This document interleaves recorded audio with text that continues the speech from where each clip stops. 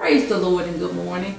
I am Deaconess Yvette Kelly and welcome to MFT's Military Moments in honor of Memorial Day.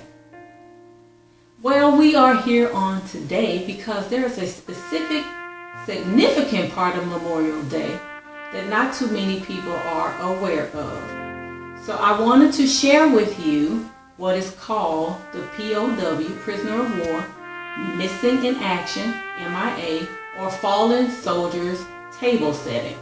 There are many other names for this table as well, depending on which branch of United States Armed Services you have served your country.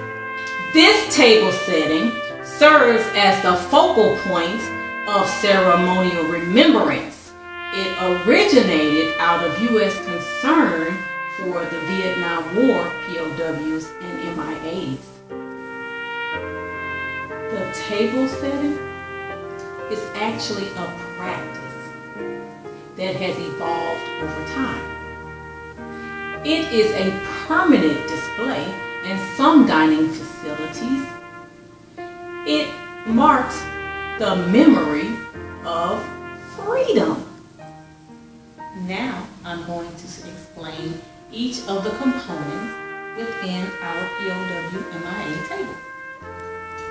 The small table is set for one, representing the frailty of one prisoner, alone against his or her suppressors. The table is usually set close to or within sight of the entrance to the dining room. The table is round, showing our everlasting concern for our POW and MIAs. The cloth is white, symbolizing the purity of their intentions to respond to their country's call to arms. The single red rose, signifying the blood that may have shed and sacrificed to ensure the freedom of our beloved United States of America.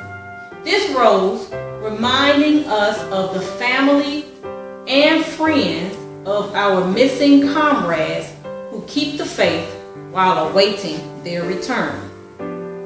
The yellow ribbon stands for the yellow ribbons worn on the lapels of the thousands who demand with unyielding determination a proper accounting of our comrades who are not among us today. A slice of lemon reminds us of the bitter fate of those missing, captured, and held as prisoners in foreign lands. A pinch of salt, denoting the tears of our missing and their families who long for answers after decades of insurgency. The Holy Bible represents the strength gained through faith in our country, founded as one nation under God, to sustain those lost from our midst. The lighted candle reflects the light of hope which lives in our hearts to illuminate their way home, away from their captors to the open arms of a grateful nation. The glass is inverted, symbolizing their inability to share the evening's toast. This is our POW-MIA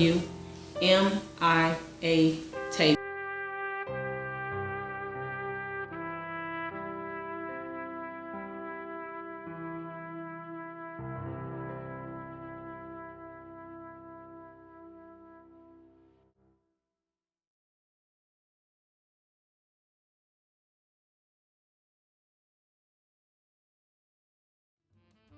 I'd like to take this time to acknowledge all of those who have served in the U.S. Armed Forces, frontline workers, as well as any individual who has served in the public service capacity.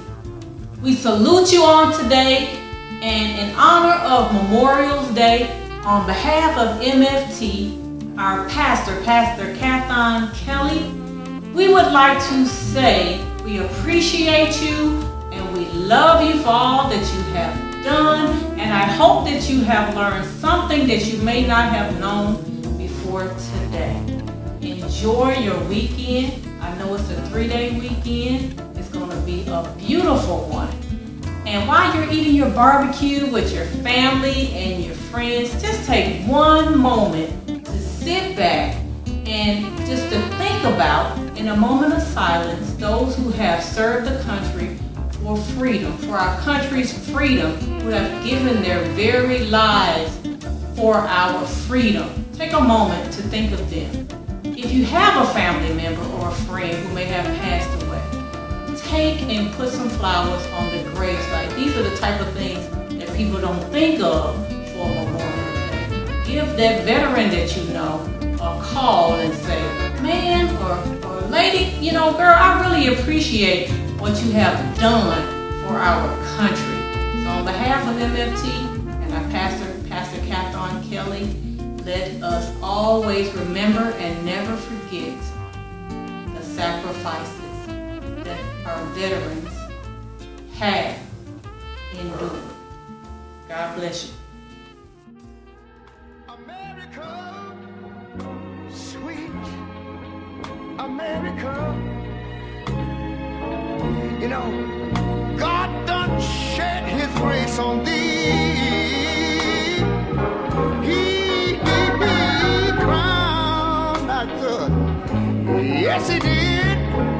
Heavy brotherhood from sea to shining sea. You know, I wish I had somebody to help me sing this.